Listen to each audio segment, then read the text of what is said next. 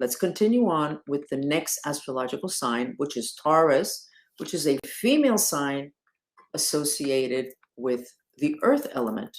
Taurus, you have a little line of blue in the upper part of your solar plexus chakra, which is 6 inches above your belly button. That chakra is relating to personal power. It's called the garbage can of emotions. Can you believe that? Well, your garbage can of emotions, Taurus, now has blue, which is the energy of communicating. And it's right where it's touching the heart chakra, which means you're going to be communicating about love. And that's so sweet because Tauruses, you're very influenced by the planet Venus, which is all about love and beauty. So you have to be feeling some relief, and I strongly suggest that you allow yourself to express your love. Remember what the dolphins said about love. They said that love, sex, not love, doesn't have to include commitment.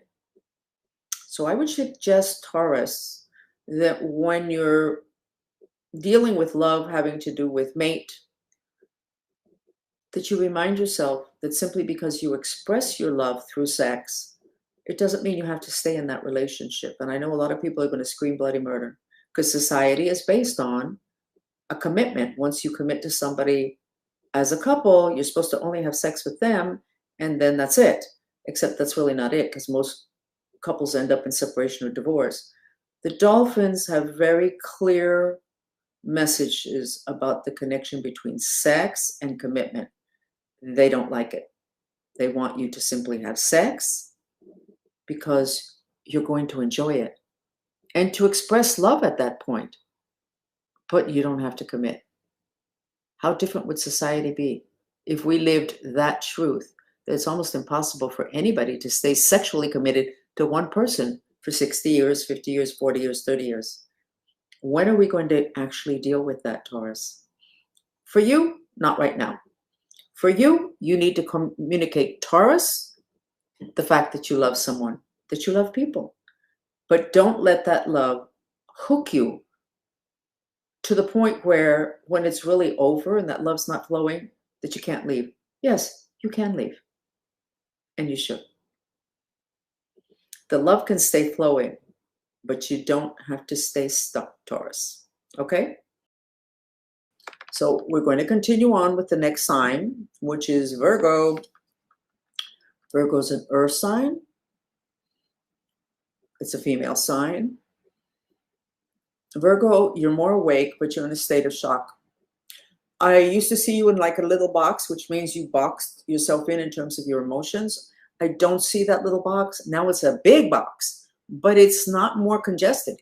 It's just bigger. It means you're not holding what you're repressing in terms of emotions and thoughts and fears. You're not repressing it as tightly, Virgo.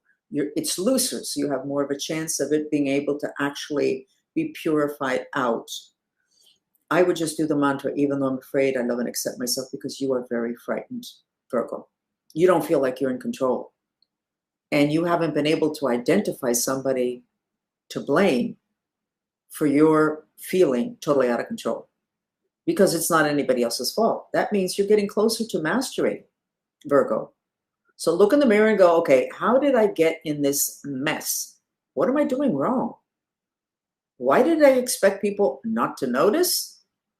Did I think people were going to be asleep forever? Or was I the one who was asleep? You have to ask yourself all those questions, Virgo. Okay? You know what? You're going to make it. You're going to make it, Virgo.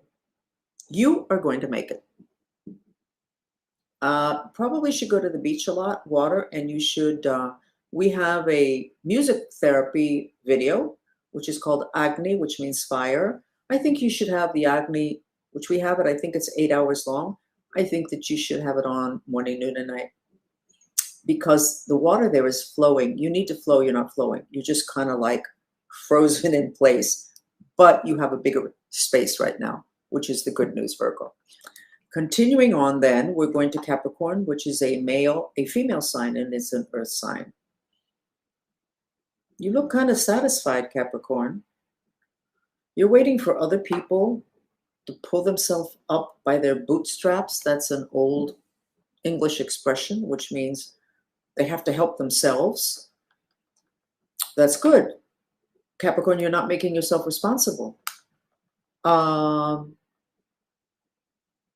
it's like they pull themselves out of whatever, and then they come and you say, okay, we're ready to deal. In other words, you're ready to deal with people once they've taken care of some things that they need to take care of. You're not blocking them, but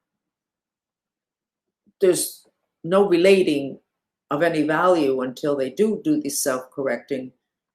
But the good thing is that you love them a lot, but you're aware of that, and you're not getting in the way. And that being able to love and not totally control somebody is actually a wonderful place to be, Capricorn. And you will be compensated for it. Things are going to go your way much more than you think. I don't know why I'm saying this, but whatever situation that you're in that's a dead end, a relationship, a job, a project, that when you look at it, you can't go any further, or a dead-end street that you might live on, which, by the way, in feng shui is terrible.